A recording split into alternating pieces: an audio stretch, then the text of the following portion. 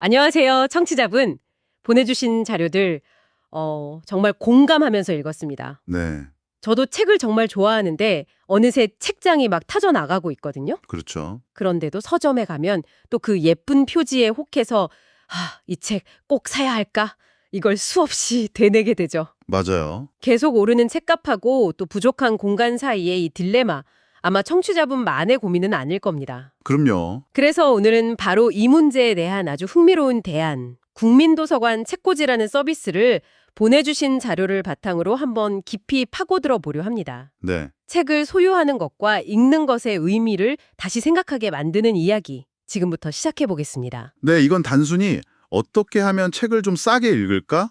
의 문제를 넘어섭니다. 아, 그런가요? 우리가 지식과 이야기를 물리적인 책이라는 형태로 어떻게 소비하고 관계 맺을 것인가에 대한 질문이죠. 네네. 보내주신 자료는 한 명의 독자가 겪는 현실적인 고민에서 출발해서 공유라는 키워드로 새로운 가능성을 보여주고 있습니다. 공유요? 기존 도서관 시스템의 빈틈을 어떻게 파고들었고 또 책을 사랑하는 사람들의 문화를 어떻게 바꾸고 있는지 그 핵심을 짚어보겠습니다. 좋습니다. 그럼 먼저 우리 모두가 겪고 있는 그 현실적인 문제부터 짚어보죠. 자료를 보니까요, 요즘 신간항공 가격이 평균 2만 원에 육박한다고 하더라고요. 그렇죠. 얼마 전에 서점에 갔다가 디자인이 너무 멋진 책이 있어서 무심코 딱 집어들었는데 가격표 보고 조용히 내려놓은 기억이 나네요. 그렇죠. 책이 더 이상 뭐랄까 가벼운 마음으로 지적 사치를 부릴 수 있는 대상이 아니게 된 거죠. 맞아요. 한 권을 사더라도 실패하고 싶지 않다는 마음. 이 돈을 쓸 가치가 있을까 하는 고민이 깊어지는 시대입니다. 맞습니다. 한 달에 책 두세 권만 사도 1년이면 수십만 원이 그냥 훌쩍 넘어가죠. 큽니다. 물론 평생 곁에 두고 다시 읽을 책이라면 아깝지 않은데 솔직히 이건 인정해야 하잖아요. 네. 한 번 읽고 책장에 그냥 장식품처럼 꽂혀있는 책이 훨씬 많다는 걸요. 아, 그렇죠.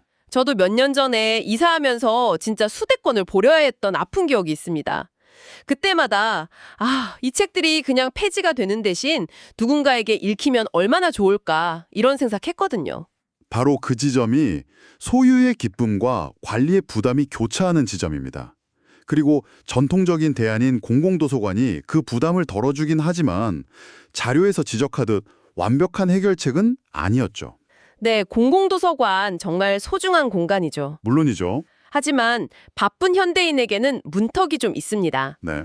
일단 직접 가야 하고 대출 기간이 보통 14일 정도로 짧아서 두꺼운 책은 늘 시간에 쫓기면서 읽게 되더라고요. 맞아요. 한 번에 빌릴 수 있는 권수도 뭐 서너 권에 불과하고요. 특히 자료에서 만화책을 예로 든 부분이 아주 날카롭습니다. 아, 만화책이요? 네. 많은 공공도서관이 예산이나 어떤 교육적 목적 때문에 만화책이나 그래픽 노블 같은 장르에 좀 소극적입니다. 아, 그렇군요. 이건 특정 분야를 깊게 파고드는 독자들의 욕구는 기존 시스템이 제대로 채워주지 못하고 있다는 명백한 증거죠. 제도권이 포괄하지 못하는 빈틈이 분명히 존재한다는 겁니다. 바로 그 빈틈을 파고든 대안이 국민도서관 책꽂이로군요. 네, 온라인으로 신청하면 책을 집으로 보내주는 택배도서관이라는 기본 개념부터가 아주 편리해 보입니다. 그런데 단순히 편리함을 넘어서 이 서비스의 대출 조건을 보면 이들이 독서 경험 자체를 어떻게 바라보는지 알 수 있습니다. 아, 그 파격적인 대출 조건 말씀이시죠? 네, 한 번에 최대 15권, 대출 기간은 무려 60일. 와, 심지어 30일 연장까지 가능하다고 하니 최장 90일, 석 달 동안 책을 빌릴 수 있는 거네요. 네. 15건이란 양은 특정 주제나 작가에 대해 집중적인 탐구가 가능하게 만들고요. 그렇죠. 60일이라는 시간은 반나절에 쫓겨서 허겁지겁 읽는 독서가 아니라 한 문장 한 문장 음미하고 관련 자료도 찾아보면서 깊이 있게 사유하는 독서를 가능하게 합니다. 아, 독서의 패러다임을 바꾸려는 의도가 엿보이는 대목이죠. 그렇군요.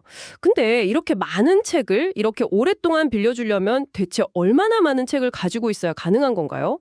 웬만한 대형 도서관 수준은 되어야 할 것 같은데요? 바로 그 지점에서 이 서비스의 핵심 모델이 드러납니다. 핵심 모델이요? 네, 약 20만 권에 달하는 장서는 이 회사가 직접 사들인 게 아닙니다. 아, 그래요? 이른바 P2P, 즉 개인과 개인을 직접 연결해주는 공유 모델에 기반하고 있죠. P2P요? 네, 이용자들이 자신의 책장에 잠자고 있던 책을 이곳에 맡기고 다른 이용자들이 그 책을 빌려보는 방식입니다. 아, 그러니까 거대한 중앙창고가 아니라 수많은 개인들의 서재가 네트워크로 연결된 형태군요. 바로 그거죠. 자료에서 이 도서관의 장서를 깊고 넓은 바다와 같다고 표현한 이유를 이제 알겠습니다. 네네. 한 명의 큐레이터가 고른 책이 아니라 각자 다른 취향을 가진 수많은 사람들이 오랜 시간 애정을 갖고 모은 컬렉션이 합쳐진 거니까요. 정확합니다.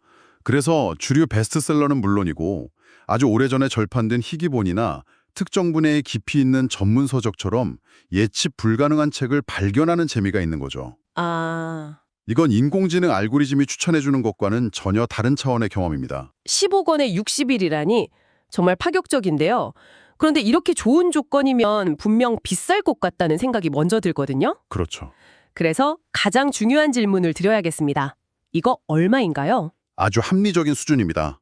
자료에 따르면 무료 회원 기준으로 15권을 빌릴 때 드는 비용은 왕복 택배비 15,000원이 전부입니다. 아, 그게 다예요? 네, 책 한 권당 1,000원꼴이죠. 와, 2만 원 주고 산 책이 내 취향이 아니어서 실망했던 경험에 비하면 일종의 독서보험이라고 할 수 있을 정도로 실패 비용이 낮습니다. 책 한 권 값으로 15번의 새로운 시도를 할 수 있는 셈이네요. 그렇죠. 신간을 주로 읽는 사람들을 위한 유료 회원제 연 44,000원짜리도 있던데 이건 왕복 택배비가 8,000원으로 할인되고 출간 1년 이내 신간까지 빌릴 수 있게 되니 사실상 택배 서너 번만 이용해도 본전은 뽑는 구조군요. 여기서 더 흥미로운 건 이 시스템이 단순히 책을 빌리는 사람에게만 이득을 주는 게 아니라는 점입니다. 그럼 누구한테 또? 책을 맡긴 사람, 즉 책의 주인에게도 보상이 돌아가는 양방향 생태계를 구축했어요. 보상이요? 네, 내 책이 대출될 때마다 책 정가의 일정 비율이 크레딧으로 쌓이고 이건 현금으로도 인출이 가능합니다. 와, 그건 생각도 못했네요. 그냥 책장에 꽂아두면 먼지만 쌓이는 자산이 공유를 통해 스스로 돈을 벌어오는 구조라니 이건 단순한 대여 서비스를 넘어섰는데요. 맞습니다. 일종의 책 연금 같은 개념이죠. 책 연금. 자료의 예를 보면 최상위 등급 회원이 최신간을 맡기면 대출될 때마다 정가의 5%가 적립된다고 합니다. 2만 원짜리 책 한 권이 대출될 때마다 1,000원이 쌓이는 셈이죠. 와. 참여자 모두에게 이득이 돌아가는 구조를 설계함으로써 더 많은 사람들이 자신의 서재를 열도록 유도하는 겁니다. 자, 그런데 여기서 청취자분께서도 가장 궁금해하실 질문이 나올 것 같아요. 솔직히 저도 이게 가장 걱정되는 부분이거든요. 어떤 거죠? 내 소중한 책을 맡겼는데 누가 라면 국물이라도 쏟으면 어떡하지?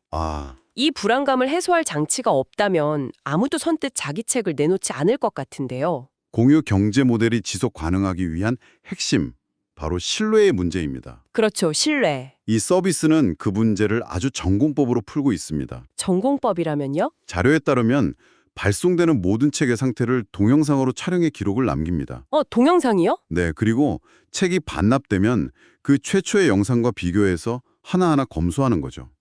만약 책이 심하게 훼손되거나 분실되면 빌려간 사람이 동일한 새 책으로 변상해야 하는 명확한 규칙이 있습니다. 아, 모든 과정을 영상으로 기록한다니 그건 정말 확실한 방법이네요.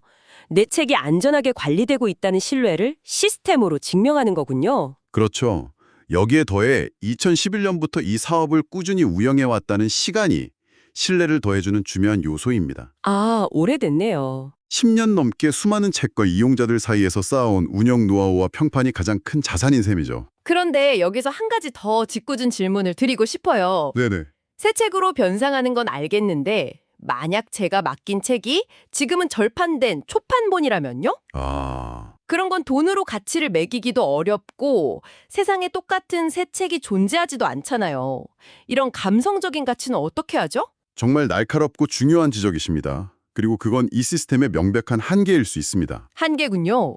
이 서비스의 변상 원칙은 금전적 가치에 기반하기 때문에 대체 불가능한 희소성이나 개인적인 추억 같은 감성적 가치까지 보장해주지는 못합니다. 네. 그래서 이 서비스는 세상에 단 한 권뿐인 소중한 책보다는 내게는 정말 좋았지만 이제는 더 많은 사람들과 나누고 싶은 좋은 책들을 공유하는 데 더 적합한 모델이라고 봐야 합니다. 아, 모든 책이 아니라 공유에 적합한 책들을 위한 플랫폼인 셈이죠. 그렇군요.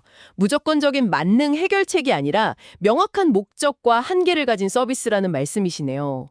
오히려 그렇게 솔직하게 접근하는 게 더 신뢰가 갑니다. 맞습니다. 아까 이야기했던 만화책 콜렉션 같은 경우가 바로 그런 나누고 싶은 좋은 책의 대표적인 예가 되겠군요. 맞습니다. 공공도서관에서는 찾기 힘든 절판된 만화 시리즈 전지를 어떤 애호가가 자신의 컬렉션을 통째로 맡겨둠으로써 다른 팬들이 즐길 수 있게 되는 거죠. 와, 바로 이것이 이용자가 직접 만들어가는 컬렉션의 힘입니다.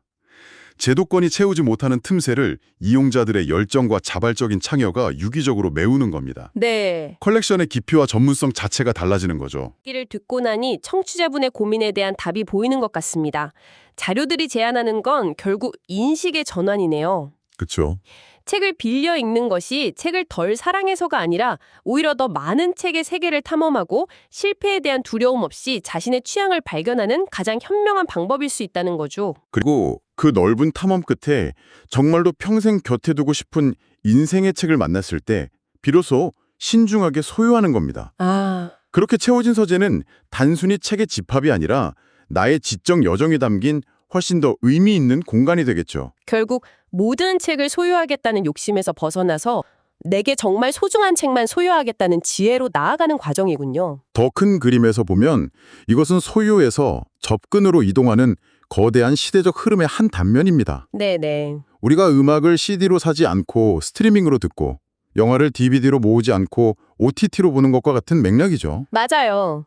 다만 책은 그 어떤 미디어보다 강한 물리성과 개인적인 애착을 가진 대상이라 이 변화가 더디게 왔을 뿐입니다. 이 서비스는 바로 그 지점에서 디지털의 편리함과 종이책의 감성을 절묘하게 결합한 흥미로운 사례라고 볼 수 있습니다. 이 공유도서관 이야기를 하다 보니 문득 이런 생각이 드네요. 어떤 생각이요? 책이 아니라면 우리 각자의 집 서랍이나 창고에 잠자고 있는 또 다른 소중한 컬렉션은 없을까요? 정말 좋은 질문입니다. 저만 해도 한때 열심히 모았지만 지금은 잘 듣지 않는 LP판들이나 딱 한두 번 하고 상자에 넣어둔 비싼 보드게임들이 창고에 쌓여 있거든요. 아, 저도요. 누군가에게는 꼭 필요한 특정 분야의 전문 공구 같은 것들도 있을 수 있겠고요. 네. 어쩌면 미래의 소유란 내 선반을 가득 채우는 것이 아닐지도 모릅니다. 우리 동네 혹은 취향이 비슷한 커뮤니티에 거대한 공유 선반에 함께 접속하는 개념으로 확장될 수 있지 않을까요? 네. 청취자분의 서재에서 시작된 오늘의 이야기가 던지는 꽤 흥미로운 질문인 것 같습니다.